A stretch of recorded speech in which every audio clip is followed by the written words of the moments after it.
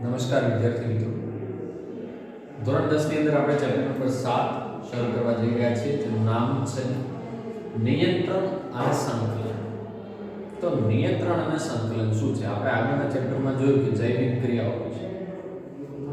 તો એ જૈવિક ક્રિયાઓ જે થાય છે એ ક્રિયાઓ સાથે આપણું શરીર હલનચલન કરે છે, મગજ દ્વારા આપણે બધા કાર્યો કરીએ છીએ. તો બધાનું નિયંત્રણ અને સંકલન થાય છે, એટલે કે નિયંત્રિત સમગ્ર ક્રિયાઓ, શરીરની બધી જ ક્રિયાઓ કેવી છે? નિયંત્રિત.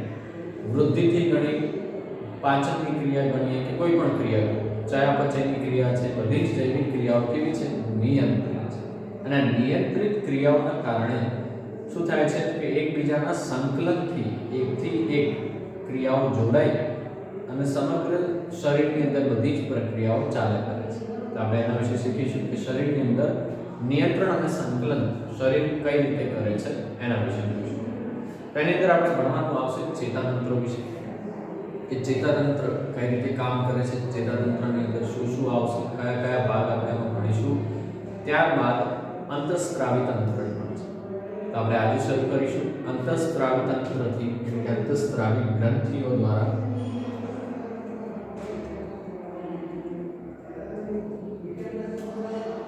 તો આપણે જોઈએ કે પ્રાણીની અંદર અંતઃસ્ત્રાવ કઈ રીતે કામ કરે છે.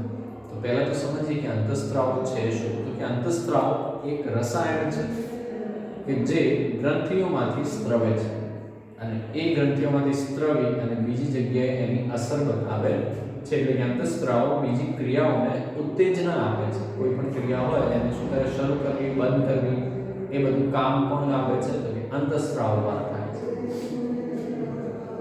તો રસાયણો કે અંતઃસ્ત્રાવો પ્રાણીઓમાં કેવી રીતે સૂચના પ્રસારણના સાધન જેમ ઉપયોગમાં આવે છે. ખિસકોલી જેવા કેટલાક પ્રાણીઓ જ્યારે તે પ્રતિકૂળ પરિસ્થિતિમાં હોય તો શું અનુભવ કરે છે? તે પોતાના શરીરને લડવા માટે કે ભાગી જવા માટે તૈયાર કરે છે. બંને ખૂબ જ જટિલ ક્રિયાઓ છે, જેને નિયંત્રિત કરવા માટે ખૂબ જ ઊર્જાની જરૂરિયાત હોય છે. અનેક પ્રકારની વિવિધ પેશીઓનો ઉપયોગ થાય છે અને તેમની એકીકરણ પામેલી ક્રિયાઓ ભેગી થઈને તે કાર્ય કરે છે. જેમ કે લડવાની કે દોડવાની બે એકાંતર પ્રક્રિયાઓ એકબીજાથી બિલકુલ અલગ છે. ભલે બંને પ્રક્રિયા આપણે પગ દ્વારા જ કરીએ છીએ, દોડીએ કે ચાલીએ પગથી કરીએ છીએ, પણ દોડવું અલગ વસ્તુ છે, ચાલવું અલગ વસ્તુ છે. આમ અહીંયા એક સ્થિતિ છે કે જેમાં કેટલીક સામાન્ય તૈયારીઓ શરીરમાં લાભદાયક હોય છે. આ તૈયારીઓ આદર્શ રૂપે નજીકના ભવિષ્યમાં કોઈ પણ ક્રિયાને સરળ કરી નાખે છે. આ બધું કેવી રીતે થાય છે જોઈએ કે જો ખિસકોલીની શરીરની રચના ચેતાકોષ દ્વારા માત્ર બીજ આવેગ પર આધારિત હોય તો તે પછીની ક્રિયાને કરવા માટે તૈયાર પેશીઓનું કાર્યક્ષેત્ર મર્યાદિત થશે.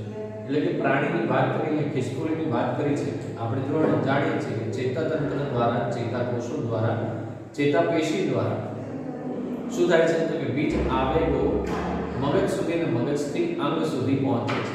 આ ખાલી મેસેજ મળ્યા જેવું જ છે, મેસેજ મોકલ્યો કે મેસેજ મળ્યો. પણ હવે જે મેસેજ મળ્યો છે, બીજ આવેગ જે મળ્યો, એના દ્વારા એ આવેગ પ્રમાણે આપણે પ્રક્રિયા કરવી પડે. દાખલા તરીકે ગરમ તવી પકડી છે તો ચેતાતંત્ર હાથને મેસેજ મોકલશે કે એ વસ્તુ છોડી દો, ગરમ વસ્તુ છે હાથમાં એ છોડી દો. તો આપણે છોડી દઈએ છીએ, પણ એ છોડવા માટે આપણા હાથના સ્નાયુ જે છે એને કાર્ય કરવું પડે છે. બરાબર? એકદમ થતું નથી. એટલે જ કીધું છે કે બીજ આવેગ મળ્યા પછી ની ક્રિયા કરવા માટે અંતઃસ્ત્રાવી તંત્ર, સ્નાયુ તંત્ર બધા ભેગા થઈને કામ કરે છે. તો બીજી તરફ જો રાસાયણિક સંકેત પણ મોકલી શકાય તો તે શરીરના બધા કોષો સુધી પહોંચી શકે અને જરૂરી પરિવર્તિત પર્યાવરણ મોટું થઈ જાય. અધિવૃક્કીય ગ્રંથિ એટલે કે એડ્રિનલ ગ્રંથિ માંથી સ્ત્રવિત એડ્રિનાલિન અંતઃસ્ત્રાવ દ્વારા મનુષ્ય સહિત અનેક પ્રાણીઓમાં આ કાર્ય થઈ શકે છે. તો આ ગ્રંથિઓ શરીરમાં આવેલી હોય છે, જે જાણવા માટે તમને બુકની અંદર આકૃતિ આપેલી છે કે પુરુષમાં અને સ્ત્રીમાં બંનેમાં જોવા મળતી અંતઃસ્ત્રાવી ગ્રંથિઓ કઈ કઈ છે તે અંદર જોઈ શકો છો. તો પહેલી જ આપેલી છે હાઇપોથેલેમસ, જે મગજની અંદર છે. મગજમાં જ બીજી પિનિયલ ગ્રંથિ છે, પિટ્યુટરી ગ્રંથિ છે. એની નીચે આવી ગળાના ભાગે અહીંયા ત્યાં આવેલી છે થાઇરોઇડ અને પેરાથાઇરોઇડ. એની નીચે આવેલી છે થાઇમસ ગ્રંથિ. નીચે જઈએ હજી તો કે પેટમાં જોવા વાત કરીએ તો કે સ્વાદુપિંડ આવેલું છે, સ્વાદુપિંડ થી નજીકમાં કયા તો કે કિડનીની ઉપર એડ્રિનલ ગ્રંથિઓ આવેલી છે અને પુરુષની અંદર શુક્રપિંડ આવેલા છે, જ્યારે સ્ત્રીની અંદર અંડપિંડ જોવા મળે છે. બાકી બીજી બધી જ રચનાઓ સેમ છે. તો સ્ત્રી અને પુરુષમાં ગ્રંથિઓ સમાન રીતે જોવા મળશે, ફક્ત એક જ ગ્રંથિ અલગ હશે કે જે જાતીય ગ્રંથિના રીતે પણ છે. એ કઈ હશે તો કે પુરુષમાં શુક્રપિંડ જ્યારે સ્ત્રીમાં અંડપિંડ. ચલો તો હવે આપણે અંતઃસ્ત્રાવી ગ્રંથિઓ વિશે સમજીએ. તો ગ્રંથિઓ કે જે નલિકા વિહીન છે અને જેની નિપજોનું વહન સીધે રુધિરમાં કરે છે તેને અંતઃસ્ત્રાવી ગ્રંથિઓ કહે છે. અને અંતઃસ્ત્રાવી ગ્રંથિ કહીશું આપણે ગ્રંથિઓ કે જે નલિકા વિહીન છે. પહેલા જોઈએ અંતઃસ્ત્રાવી ગ્રંથિ. તો કોને કહેવાશે અંતઃસ્ત્રાવી ગ્રંથિ? શું કીધું છે? ગ્રંથિઓ કે જે કેવી છે? નલિકા વિહીન છે. કેવી ગ્રંથિઓ છે? એમાં નલિકા વિહીન છે, નલિકાઓ જોવા મળતી નથી અને જેની નિપજોનું વહન અને જેની નિપજોનું વહન સીધું શેમાં થાય? રુધિરમાં. રુધિરમાં થાય છે તેને આપણે શું કહીશું? અંતઃસ્ત્રાવી ગ્રંથિઓ કહે છે. એટલે કે અંતઃસ્ત્રાવી ગ્રંથિની નલિકા વિહીન ગ્રંથિ પણ કહેવાય છે. અંતઃસ્ત્રાવ શરીરના એક ભાગમાંથી ઉત્પન્ન થાય છે અને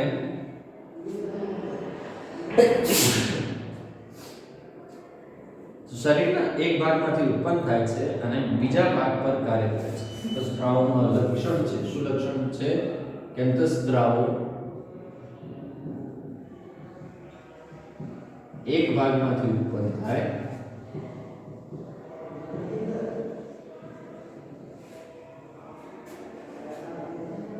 અને બીજા ભાગ પર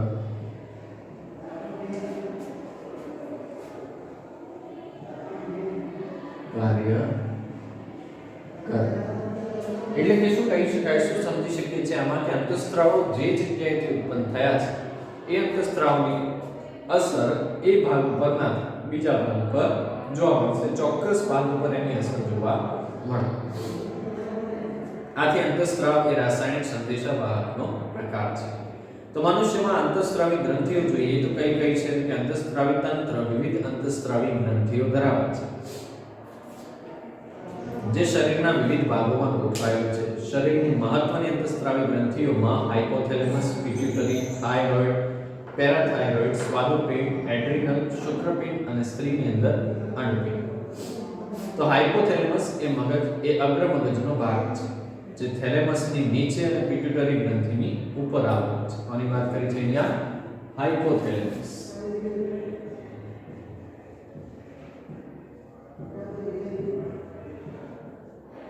તો હાઇપોથેલેમસની વાત કરીએ કઈ જગ્યાએ આવેલો છે તો કે થેલેમસની નીચે અને પિટ્યુટરી ગ્રંથિની ઉપર આવેલો છે. તે ઘણા ચેતાસ્ત્રાવી કોષો ધરાવે છે. તે રિલીઝિંગ હોર્મોનને ઉત્પન્ન કરે છે. કે આ જે હાઇપોથેલેમસ છે એ શું ઉત્પન્ન કરે છે? રિલીઝિંગ હોર્મોન ઉત્પન્ન કરે. રિલીઝિંગ હોર્મોન જેને આપણે RH થી ઓળખીશું. રિલીઝિંગ હોર્મોન ઉત્પન્ન કરે છે. હવે અને અગ્ર પિટ્યુટરી ગ્રંથિને ઉત્તેજિત કરે છે. બીજું કામ શું કરે છે તો કે અગ્ર પિટ્યુટરી ગ્રંથિ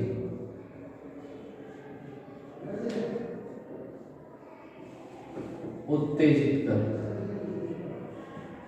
એટલે કે પિટ્યુટરી ગ્રંથિ જે છે એનો અગ્રભાગ જે છે એ અગ્રભાગને ઉત્તેજના આપે છે અને એને કાર્ય કરવા માટે પ્રેરિત કરે છે. તેમાંથી નિશ્ચિત અંતઃસ્ત્રાવનો સ્ત્રાવ બને છે.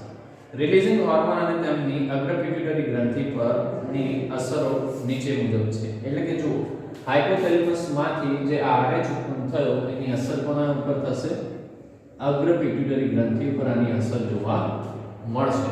હવે એ અસરના કારણે કેટલાક અંતઃસ્ત્રાવો ઉત્પન્ન થાય. કોના દ્વારા? પિટ્યુટરી ગ્રંથિ દ્વારા. અહીંયાથી જોઈએ કે પિટ્યુટરી ગ્રંથિ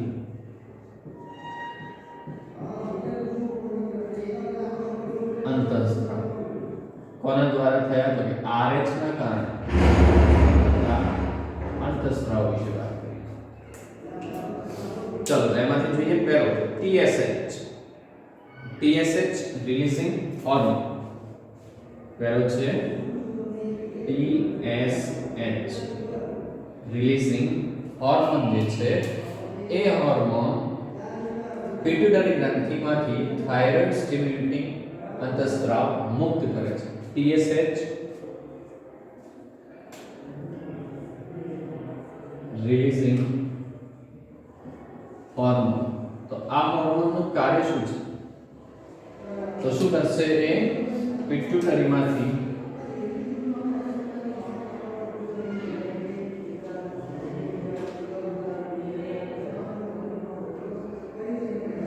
TSH અંતઃસ્ત્રાવ ઉત્પન્ન કરે. પિટ્યુટરીમાંથી અંતઃસ્ત્રાવ ઉત્પન્ન કરશે. TSH એટલે કે થાઇરોઇડ સ્ટિમ્યુલેટિંગ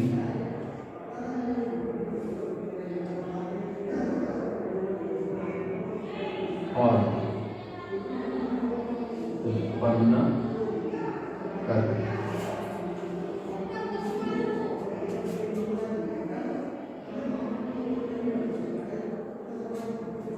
તો TSH રિલીઝિંગ હોર્મોન જે છે એનું કામ શું છે? કે પિટ્યુટરી ગ્રંથિને ઉત્તેજના આપી એમાંથી થાઇરોઇડ સ્ટિમ્યુલેટિંગ હોર્મોન જે છે એ હોર્મોનને ઉત્પન્ન કરશે. એ જ રીતે છે GH રિલીઝિંગ હોર્મોન. તો બીજો કયો છે? GH releasing hormone. તો આ હોર્મોનનું કામ શું છે? GH શું કરશે? તો કે પિટ્યુટરીમાંથી ગ્રોથ હોર્મોન મુક્ત કરે. શામાંથી? તો કે પિટ્યુટરી ગ્રંથિમાંથી GH મતલબ ગ્રોથ હોર્મોન ઉત્પન્ન કરે. બરાબર, બે ઉત્પન્ન કરશે. ત્રીજું જોઈએ આપણે ACTH. ACTH releasing hormone. ACTH releasing hormone. તો આજે ACTH રિલીઝિંગ હોર્મોન જે છે એનું કામ શું છે? ક્યાંથી આવે? થાઇરોઇડ દ્વારા પેલા હાઇપોથેલેમસ માંથી અગ્રપિટ્યુટરી ગ્રંથિ પર અસર કરે. એ અસર ACTH રિલીઝિંગ હોર્મોન શું કરશે? તો કે એડ્રીનોકોર્ટિકોટ્રોપિક હોર્મોન ACTH હોર્મોન જે છે એનું નામ થશે એડ્રીનોકોર્ટિકોટ્રોપિક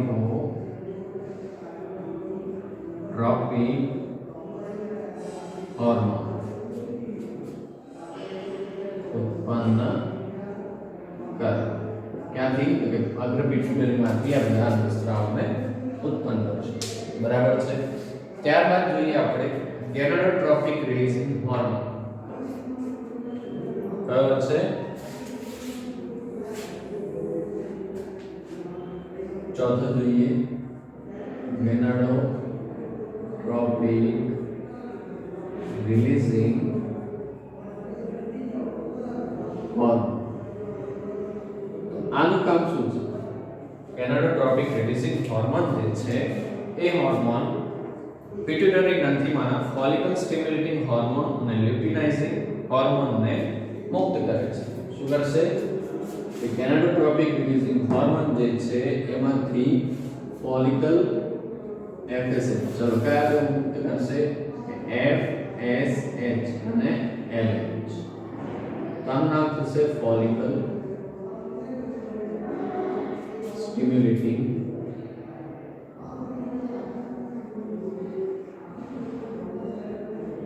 હોર્મોન એટલે લ્યુટિનાઇઝિંગ હોર્મોન આને શું કરશે મુક્ત કરે છે આ બંનેને મુક્ત કરે આ અંતઃસ્ત્રાવનું કામ છે કેનેડોટ્રોપિક તો બે અવરોધક અંતઃસ્ત્રાવ પણ હાઇપોથેલેમસ માંથી મુક્ત થાય છે તો આ બધા જ જે જોઈએ છે કોના કારણે જોવા મળે આપણને હાઇપોથેલેમસ ના કારણે હાઇપોથેલેમસ માંથી આટલા અંતઃસ્ત્રાવ રિલીઝિંગ હોર્મોન એટલે કે પ્રક્રિયાને ઉત્તેજતા અંતઃસ્ત્રાવ ઉત્પન્ન થાય એના સિવાય બીજા બે અંતઃસ્ત્રાવ ઉત્પન્ન થાય છે જે કયા છે તો કે અવરોધક અંતઃસ્ત્રાવ હવે આપણે જોઈશું એમાંથી કે અવરોધક અંતઃસ્ત્રાવ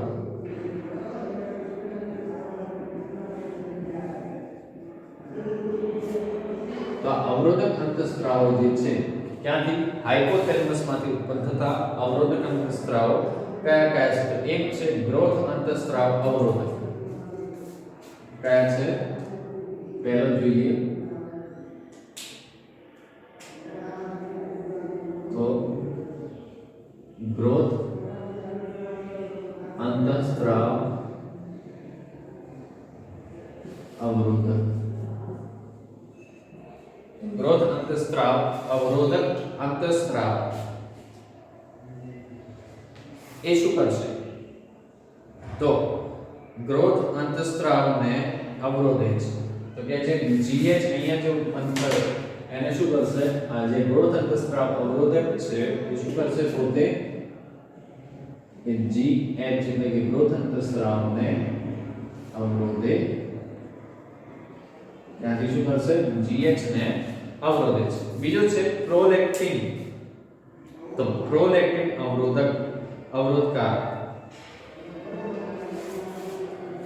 બીજો કયો છે પ્રોલેક્ટિન અવરોધકારક એને PIF ને શું કરે છે અવરોધ બરાબર આ હતા કોની વાત કરી આપણે હાઇપોથેલેમસ જે છે એમાંથી સ્રવિત અંતઃસ્ત્રાવની અસર વિશે વાત કરી બરાબર છે ત્યારબાદ હવે આપણે જોઈએ કે પિટ્યુટરી ગ્રંથિ જે છે પિટ્યુટરી ગ્રંથિમાંથી કયા અંતઃસ્ત્રાવો મળશે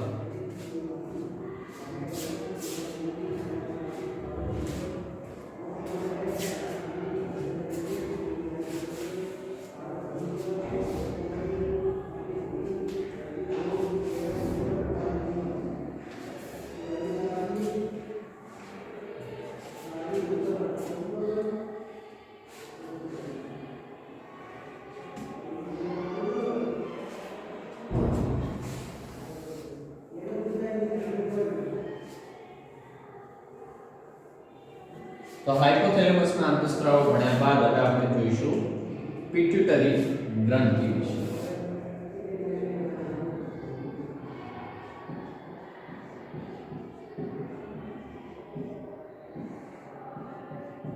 તો પિટ્યુટરી ગ્રંથિ જે છે તે પ્રમુખ ગ્રંથિ એટલે કે મુખ્ય ગ્રંથિ તરીકે ઓળખાય છે જે હાઇપોથેલેમસ ની તરત જ નીચે આવેલી ગ્રંથિ છે પિટ્યુટરી ગ્રંથિ ત્રણ ખંડોમાં વિભાજિત છે અગ્રખંડ મધ્યખંડ અને પશ્ચખંડ તો અહીંયાથી આપણે જોઈએ કે પિટ્યુટરી ગ્રંથિ ત્રણ ભાગ અગ્ર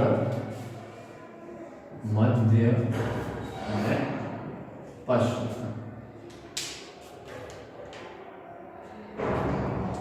ચાલો તો અહીંયાથી જોઈએ કે પિટ્યુટરી ગ્રંથિ અગ્રખંડ મધ્યખંડ અને પશ્ચખંડ બરાબર ત્રણમાંથી અલગ અલગ પ્રકારના અંતઃસ્ત્રાવો મુક્ત થાય છે તો અગ્ર પિટ્યુટરી ખંડ જે છે એમાંથી TSH ACTH FSH LH કયા કયા વિધા છે તો TSH ACTH FSH LH આજે આગળ આપણે ભણ્યા એ બધા જ અંતઃસ્ત્રાવો પ્રોલેક્ટિન અને GH નો સ્ત્રાવ કરે છે પછી પ્રોલેક્ટિન અને GH આટલા બધાનો શું કરશે સ્ત્રાવ કોના દ્વારા થશે? અગ્રખંડ દ્વારા. ત્યારબાદ જોઈએ મધ્ય પિટ્યુટરી ખંડ. તો મધ્ય પિટ્યુટરી ખંડ જે છે એ મેલેનોસાઇટ સ્ટિમ્યુલેટિંગ અંતઃસ્ત્રાવનો સ્ત્રાવ કોનો? આમાંથી MSH એટલે કે નામ થશે મેલેનોસાઇટ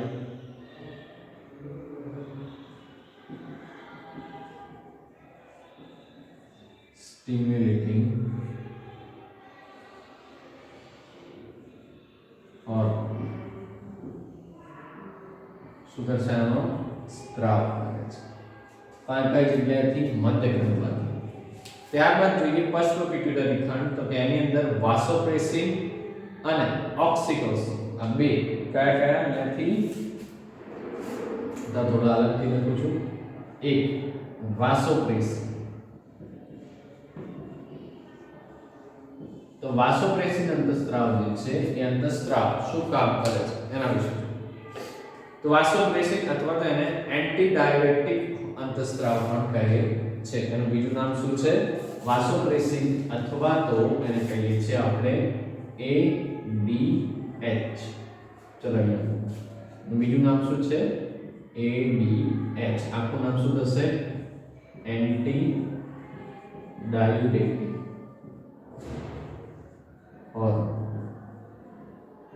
એનું આ બીજું નામ છે. તો એના કાર્ય વિશે જોઈએ કે હવે કામ શું કરતો હશે. તો જે એન્ટી ડાયુરેટિક હોર્મોન જે છે એ પાણીના પુનઃશોષણને ઉત્તેજે છે. શું કરશે? પાણીના પુનઃશોષણને ઉત્તેજે. તેમજ એ શું કરશે કે પેશાબ દ્વારા પાણી કે જે પેશાબ દ્વારા પાણીના વ્યયનું નિયંત્રણ કરે છે.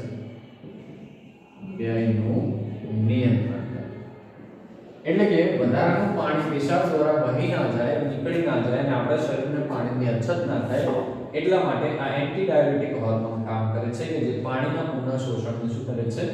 ઉત્તેજે છે. તેમજ પેશાબ દ્વારા પાણીનું નિયંત્રણ કરે છે. તે વેસોકન્સ્ટ્રિક્ટરની જેમ કાર્ય કરી ધમનીના રુધિરનું દબાણ વધારે છે. કોના જેમ કાર્ય કરે છે? વેસોકન્સ્ટ્રિક્ટર ની જેમ કાર્ય કરી ધમનીના દબાણને ઉત્તેજે છે. ધમનીની અંદર શું કરે છે? તો કે ધમનીના રુધિરનું દબાણ વધારે છે. રુધિરનું દબાણ વધારે છે. એના દ્વારા એક દબાણમાં વધારો થશે. આ વાત હતી કોની? વાસોપ્રેસિન. હવે બીજું જોઈએ આપણે. વાસોપ્રેસિન સિવાય આવશે ઓક્સિટોસિન. તો ઓક્સિટોસિન જે છે ફક્ત ને ફક્ત શેમાં? તો કે સ્ત્રીઓમાં જ જોવા મળે. સ્ત્રીઓમાં જ જોવા મળશે. કામ શું છે એનું? તો કે બાળકના જન્મ વખતે ગર્ભાશયના સ્નાયુઓને સંકોચે છે. શું કરે છે? કે બાળકના જન્મ વખતે ગર્ભાશયના સ્નાયુઓને સંકોચે છે. એટલે સંકોચન અને વિકોચનથી જ બાળકનો જન્મ થાય છે. એટલે એને ઓક્સિટોસિન જે છે એ ઉત્તેજના આપે છે. ત્યારબાદ જોઈએ આપણે બીજું કામ. તો કે સ્તન ગ્રંથિમાંથી દૂધનો સ્ત્રાવ કરે છે. સ્તન ગ્રંથિમાંથી દૂધનો સ્ત્રાવ કરે છે. બરાબર. તો આ પિટ્યુટરી ગ્રંથિની અંદરથી ત્રણ ભાગમાંથી આપણે અગ્રખંડ, મધ્યખંડ અને પશ્ચ ત્રણેયના વિશે વાત કરી આપણે.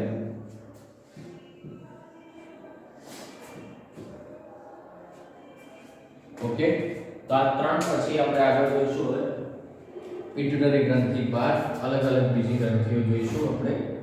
બીજી કઈ ગ્રંથિઓ છે અને એની ઉણપના કારણે શું રોગો થઈ શકે છે.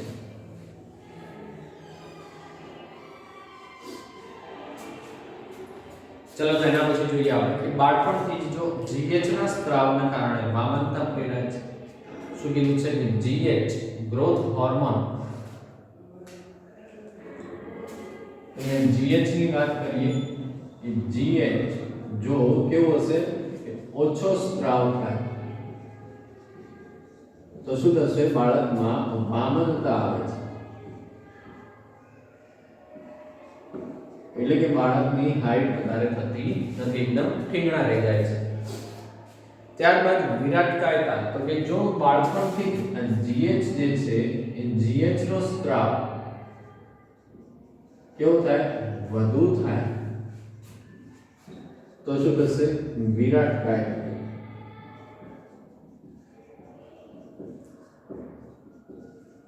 તો વિરાટકાયતા પ્રેરાશે. બીજું શું કહી શકાય છે કે જો પુખ્તાવસ્થા સમયે જો GH નો સ્ત્રાવ વધુ થાય તો આખા શરીરની જગ્યાએ કેટલાક અંગપાંગો એટલે કે હાથ, પગ, મોઢું, જડબું જે છે એ જ ફક્ત મોટું થાય તો એ ગોરીલા જેવા આપણે જોઈ શકીએ છીએ. તો વિરાટકાયતા એટલે કે 60 ફૂટ કરતા પણ વધુ હાઈટ પ્રાપ્ત થઈ જાય છે. ત્યારબાદ જોઈએ આપણે બીજું જોઈશું, આપણે બીજી આપણી ગ્રંથિ છે સ્વાદુપિંડ. તો સ્વાદુપિંડ જે છે એ સ્વાદુપિંડમાંથી કયો અંતસ્ત્રાવ આવશે, ઇન્સ્યુલિન. કયો સ્ત્રાવ છે, અંતસ્ત્રાવ. કયો સ્ત્રાવ છે, ઇન્સ્યુલિન અંતસ્ત્રાવ સ્ત્રવિત થાય છે. જો ઉણપ થાય શું જોવા મળે આપણને કે જો ઇન્સ્યુલિન અંતસ્ત્રાવ સ્ત્રાવવું જોઈએ તો ના થાય, એટલે કે ઉણપ હોય, ઉણપથી કયો રોગ થશે, ડાયાબિટીસ. ડાયાબિટીસ થાય, બરાબર, ડાયાબિટીસ નો રોગ જોવા મળે છે. કેમ થાય છે તો કે આપણે જે ડાયાબિટીસ કહીએ છીએ એની વાત કરીશું તો આપણે એમાં જોઈશું કે સ્વાદુપિંડ શરીરમાં જઠરાની તરફ નીચે આવેલું છે. સ્વાદુપિંડ એ ઇન્સ્યુલિન અંતસ્ત્રાવ ઉત્પન્ન કરે છે જે રુધિરમાં શર્કરાનું પ્રમાણ નીચું લાવે છે. આ જે ઇન્સ્યુલિન છે એનું કાર્ય શું છે તો કે રુધિરમાં શર્કરાનું પ્રમાણ જાળવી રાખે. શર્કરાનું પ્રમાણ કેવું કરે છે, જાળવી રાખે છે. તો હવે તો જો ઇન્સ્યુલિનની ઉણપ હશે તો ડાયાબિટીસનું કારણ બને છે. ડાયાબિટીસને કારણે રુધિરમાં અને મૂત્રમાં વધુ માત્રામાં શર્કરાનો જથ્થો હોય છે. તો રુધિરમાં વધતા શર્કરાના પ્રમાણને કારણે વ્યક્તિમાં અનેક હાનિકારક અસરો થાય છે. ડાયાબિટીસ વાળા વ્યક્તિએ ઓછા પ્રમાણમાં શર્કરા લેવી જોઈએ. આહાર નિયંત્રણ, શારીરિક વ્યાયામ કરવાથી, શરીરનું વજન ઘટાડવાથી, નિયમિતપણે દવાઓ લેવાથી અને ઇન્સ્યુલિન ઇન્જેક્શન લેવાથી ડાયાબિટીસ નિયંત્રણમાં લાવી શકાય છે. આ એવો રોગ છે ખતરનાક કે મટાડી શકાતો નથી પણ એને નિયંત્રિત કરી શકાય છે. શું થાય છે આમાં તો કે કોઈ ઘા વાગ્યો હોય ડાયાબિટીસ વાળા વ્યક્તિને તો એ જલ્દીથી રૂજાતું નથી, બરાબર છે, અને કોઈ પણ રોગ જે છે એની અસર વધુ થઈ શકવાની શક્યતા છે. ત્યારબાદ જોઈએ થાઇરોઇડ ગ્રંથિ.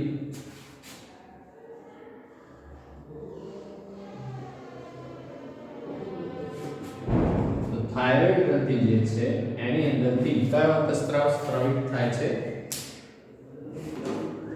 તો કે થાઇરોક્સિન અંતસ્ત્રાવ સ્ત્રાવિત છે.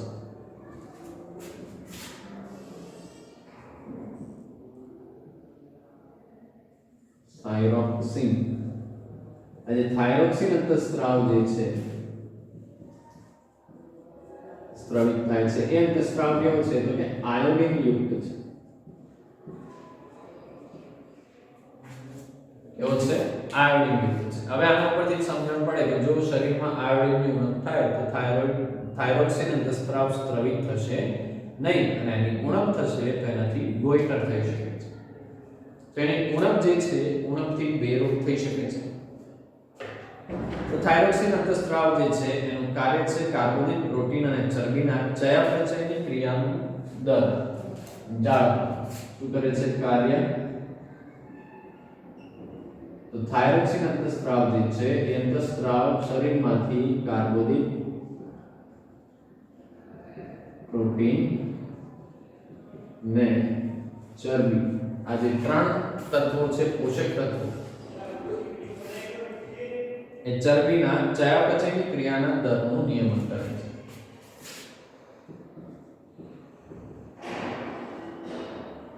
ચયાપચયની ક્રિયાના દરનું નિયમન કરે છે. એટલે કે કેટલા પ્રમાણમાં પ્રોટીનનું પાચન થશે, કાર્બોદિતનું થશે કે ચરબીનું થશે એ બધું નિયંત્રણ કોના દ્વારા થાય છે? થાઇરોઇડ ગ્રંથિમાંથી સ્ત્રાવ થતા થાઇરોક્સિન અંતઃસ્ત્રાવ. તો આપણા ખોરાકમાં આયોડિનની ઉણપને કારણે થાઇરોક્સિનમાં ખામી સર્જાય છે. આ રીતે આપણા આહારમાં આયોડિનની ખામીને કારણે હાઇપોથાઇરોઇડિઝમ કયો રોગ થશે? ઉણપથી કયો રોગ? હાઇપોથાઇરોઇડિઝમ. તો હાઇપોથાઇરોઇડિઝમ નામનો રોગ થશે જેની અંદરથી શું થશે? તો જેના કારણે થાઇરોઇડ ગ્રંથિ વિસ્તૃત થઈ જાય છે. શું કીધું છે? એના કારણે થાઇરોઇડ ગ્રંથિ કેવી બનશે? વિસ્તૃત થઈ જાય એટલે કે ખુલી જશે. આટલેથી ગળાનો ભાગ છે, ગળાનો ભાગ મોટો થઈ જશે. બરાબર છે? ચલો હવે તે જે ગોઈટર નામના રોગમાં પરિણમે છે. તો કે હાઇપોથાઇરોઇડિઝમ થાઇરોઇડ ગ્રંથિ વિસ્તૃત થઈ જાય અને આપણે શું કહીએ છીએ? ગોઈટરમાં પરિણમે છે. હવે બીજું જોઈએ. તો આયોડાઇઝ્ડ મીઠું યોગ્ય માત્રામાં આયોડિનનું પ્રમાણ પૂરું પાડે છે જે થાઇરોઇડ ગ્રંથિ યોગ્ય માત્રામાં બનાવે છે. થાઇરોઇડ ગ્રંથિની હાઇપરથાઇરોઇડિઝમની સ્થિતિ એ એક્સોથેલ્મિક ગોઈટર તરીકે ઓળખાય છે. તો હાઇપોથાઇરોઇડિઝમ ગોઈટરમાં પરિણમે છે જ્યારે હાઇપરથાઇરોઇડિઝમ આ જે ઉણપ છે વ્યવસ્થિત માત્રામાં ન હોય ત્યારે હાઇપરથાઇરોઇડિઝમ. તો હાઇપરથાઇરોઇડિઝમ થાય છે. જે હાઇપરથાઇરોઇડિઝમના લક્ષણ શું છે? તેમાં શું જોવા મળશે? કે એક્ઝોથેલ્મિક ગોઈટર તરીકે ઓળખાય છે જેની અંદર આંખના ડોળા ઉપસી આવે છે. તો આંખના ડોળા ઉપસેલા જોવા મળે. તો આ જે છે એને આપણે શું કહીએ છીએ? કે જે આંખના ડોળા ઉપસેલા જોવા મળે છે એને આપણે એક્ઝોથેલ્મિક ગોઈટર કહીએ. એને શું કહેવામાં આવે છે? એક્ઝોથેલ્મિક ગોઈટર તરીકે ઓળખીએ છીએ. બરાબર. તો આ વાત હતી આપણી કઈ ગ્રંથિ વિશે? થાઇરોઇડ ગ્રંથિ વિશે. ત્યારબાદ આપણે જોઈશું પેરાથાઇરોઇડ ગ્રંથિ વિશે.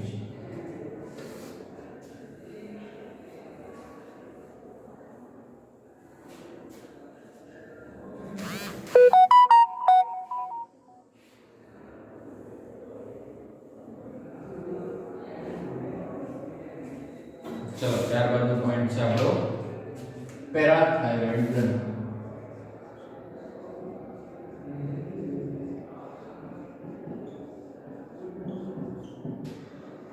તો પેરાથાઇરોઇડ ગ્રંથિ વિશે આપણે જાણકારી મેળવીશું. પેરાથાઇરોઇડ ગ્રંથિઓ ચાર નાની ગ્રંથિઓ છે જે થાઇરોઇડ ગ્રંથિમાં ખૂટેલી છે. તો આ ગ્રંથિમાંથી સ્ત્રાવતા અંતઃસ્ત્રાવને પેરાથોર્મોન અંતઃસ્ત્રાવ તરીકે ઓળખવામાં આવે છે. કયો અંતઃસ્ત્રાવ છે? પેરાથોર્મોન. પેરાથોર્મોન અંતઃસ્ત્રાવ. સ્ત્રાવ ક્યાંથી થશે? પેરાથાઇરોઇડ ગ્રંથિમાં. તેનું કાર્ય શું છે? જે રુધિરમાં કેલ્શિયમ અને ફોસ્ફેટના પ્રમાણનું નિયમન કરે છે. કાર્ય શું છે? રુધિરમાં કેલ્શિયમ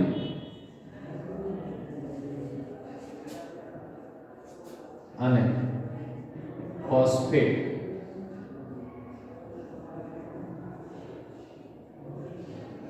ના પ્રમાણનું નિયમ. બરાબર છે. ચાલો ત્યારબાદ જોઈશું આપણે એડ્રિનલ.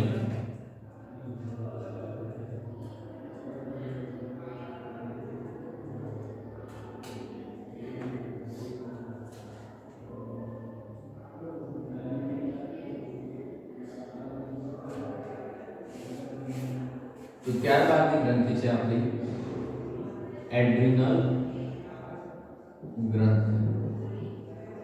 તો આ ગ્રંથિમાંથી જે સ્ત્રવતંત્ર સ્ત્રાવ છે એનું નામ છે એડ્રીનાલિન. પણ એ સમજતા પહેલા આપણે એડ્રિનલ ગ્રંથિ જે છે એ બે ગ્રંથિઓ છે એડ્રિનલ કે જે નાની શંકુ આકારની અને બે સ્પષ્ટ વિસ્તારોમાં બનેલી છે. તો જે એડ્રિનલ છે એનો આહારનો પડ એટલે કે બહારનો ભાગ અને અંદરનો ભાગ. તો એમાંથી જે બહારનો ભાગ છે એને આપણે કહેવામાં આવે છે બહારનો બાહ્યક એટલે એડ્રિનલ બાહ્યક તરીકે ઓળખીએ છીએ. તો એડ્રિનલ ગ્રંથિ જે છે એમાં શેમાંથી આવશે? એક એડ્રિનલ બાહ્યક અને બીજો ભાગ જે પડશે એ થશે એડ્રિનલ મંજક. એડ્રિનલ બાહ્યક અને એડ્રિનલ મંજક. ચલો હવે આ બંને વિશે આપણે જોઈએ. એડ્રિનલ બાહ્યક અને મંજક વિશે. તો એડ્રિનલ બાહ્યક ત્રણ પ્રકારના સ્ટીરોઇડ અંતઃસ્ત્રાવોનો સ્ત્રાવ કરે છે. શું કરશે એડ્રિનલ બાહ્યક? ત્રણ સ્ટીરોઇડ અંતઃસ્ત્રાવ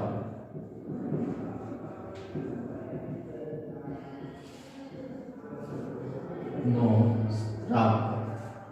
કયા ત્રણ સ્ટીરોઇડ અંતઃસ્ત્રાવો છે એ જોઈએ. મિનરલોકોર્ટિકોઇડ. કયો?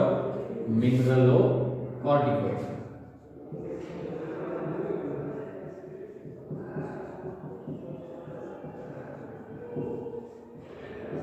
એક અંતઃસ્ત્રાવ મિનરલોકોર્ટિકોઇડ છે જે શું કરે કે આપણા શરીરમાં પાણી તથા શું કરશે?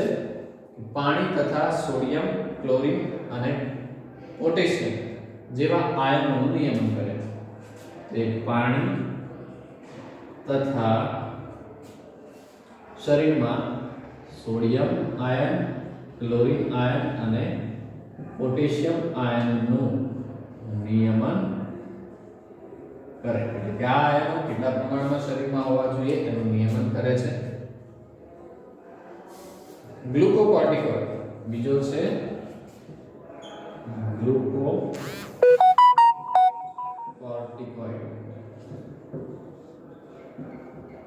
તો ગ્લુકોકોર્ટિકોઇડ અંતઃસ્ત્રાવ જે છે એ શરીરની અંદર કાર્બોદિત પ્રોટીન અને શરીરની ચરબીના ચયાપચય. કોને કાર્બોદિત પ્રોટીન અને શરીરની પોતાની શરીરની ચરબીના ચયાપચયને ઉત્તેજિત છે. શરીરની અંદર જે રહેલી ચરબી છે અને ચયાપચયને ઉત્તેજના આપે છે. ત્યારબાદ જોઈએ આપણે જ્યારે જાતીય કોર્ટિકોઇડ ગૌણ જાતીય લક્ષણો માટે જવાબદાર છે. ત્રીજો છે જે છે જાતીય કોર્ટિકોઇડ. તો એનું કામ શું છે? તો કે ગૌણ જાતીય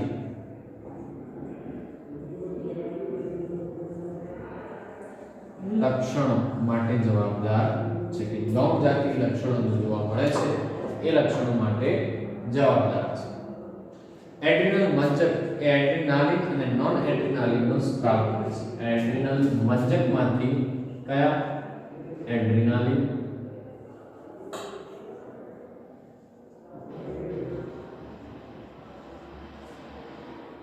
અને નોન એડ્રીનાલિન અંતઃસ્ત્રાવ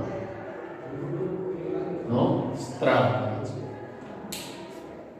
તો એડ્રિનાલિન અંતઃસ્ત્રાવ લડોયા ભાગો તરીકે ઓળખાય છે. તેથી એડ્રિનલ ગ્રંથિને કટોકટીના સમયની ગ્રંથિ તરીકે પણ કરે છે. એડ્રિનાલિન અંતઃસ્ત્રાવ જે છે એ શું અસર કરશે કે શરીરને લડો યા ભાગોની સ્થિતિ માટે તૈયાર કરે છે. તો લડો યા ભાગોની સ્થિતિ માટે તૈયાર કરે મતલબ કે કેવી સ્થિતિ માટે તૈયાર કરશે એ છે.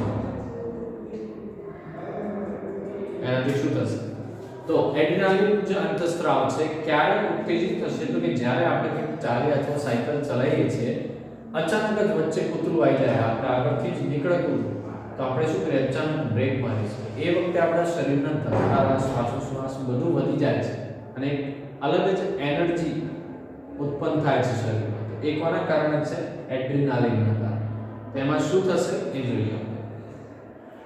તો સીધો જ રુધિરમાં સ્ત્રવિત થઈ જાય છે અને શરીરના વિવિધ ભાગો સુધી પહોંચી જાય છે.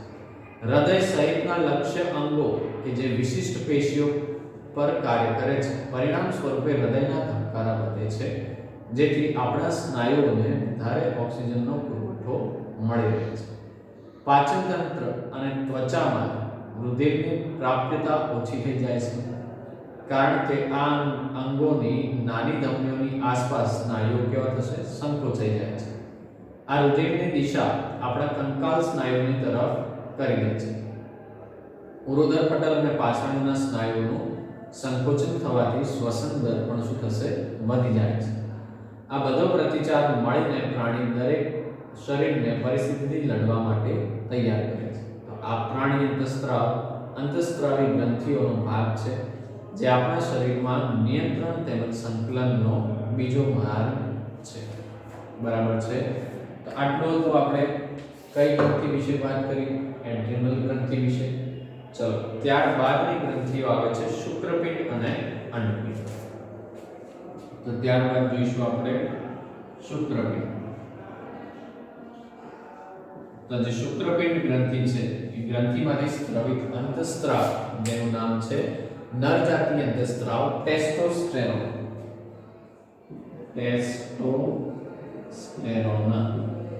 કેવો અંતઃસ્ત્રાવ છે તો કે નર જાતીય અંતઃસ્ત્રાવ છે. તો નર જાતીય અંતઃસ્ત્રાવ છે ટેસ્ટોસ્ટેરોન એના લક્ષણો શું હશે શું લક્ષણો પ્રાપ્ત થશે તો નર જાતીય અંતઃસ્ત્રાવ છે ટેસ્ટોસ્ટેરોનનું મુખ્ય કાર્ય જાતીય અંગોનો વિકાસ તેમજ ગૌણ જાતીય લક્ષણોનો વિકાસ છે. શું કીધું છે કે જાતીય અંગોનો વિકાસ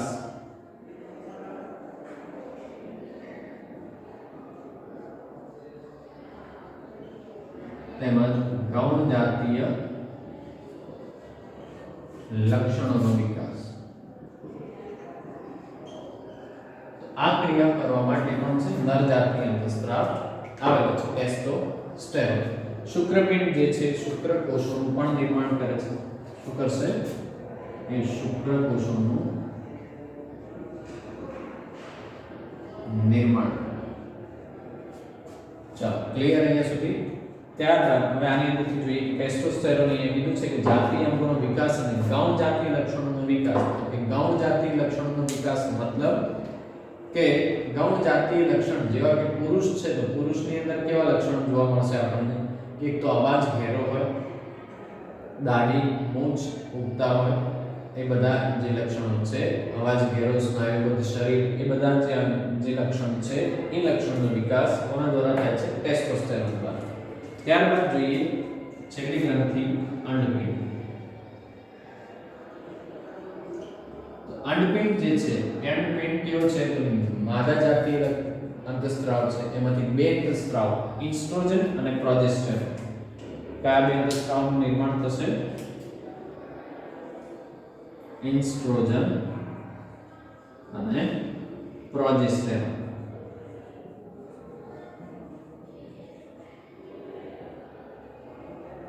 તો બંને કેવા લક્ષણો છે કે માદા જાતીય લક્ષણો ચલો એ પછી તો બંને માનવ જાતીય લક્ષણો છે, જાતીય અંતઃસ્ત્રાવ છે. તો ઇન્સ્ટ્રોજનની વાત કરીએ તો ઇન્સ્ટ્રોજનના લક્ષણ શું છે, એ શરીર પર શું અસર કરશે, તો ફક્ત સ્ત્રીઓમાં જ જોવા મળે છે. ઇન્સ્ટ્રોજનનું મુખ્ય કાર્ય સ્ત્રીના જાતીય અંગો અને ગૌણ જાતીય લક્ષણો. તો ઇન્સ્ટ્રોજન જાતીય અંગોનો વિકાસ તેમજ ગૌણ જાતીય લક્ષણોનો વિકાસ કરે. સ્ત્રીની અંદર તે ગૌણ જાતીય લક્ષણો અલગ હશે. કેવા લક્ષણો? તો કે તીણો અવાજ હોય, મુલાયમ ત્વચા હોય, સ્તન ગ્રંથિનો વિકાસ વગેરેને નિયંત્રિત કરે છે. પ્રોજેસ્ટેરોનનું મુખ્ય કાર્ય ઋતુસ્ત્રાવ દરમિયાન ગર્ભાશય પર થતા ફેરફારનું નિયંત્રણ. શું કીધું છે કે ઋતુસ્ત્રાવ દરમિયાન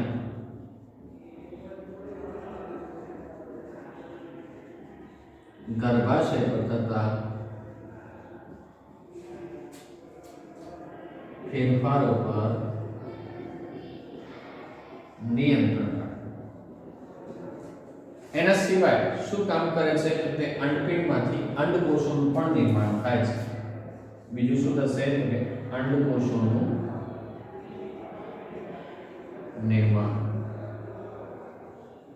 તો આથી આપણી અંતઃસ્ત્રાવી ગ્રંથિઓ વિશેની ચર્ચા.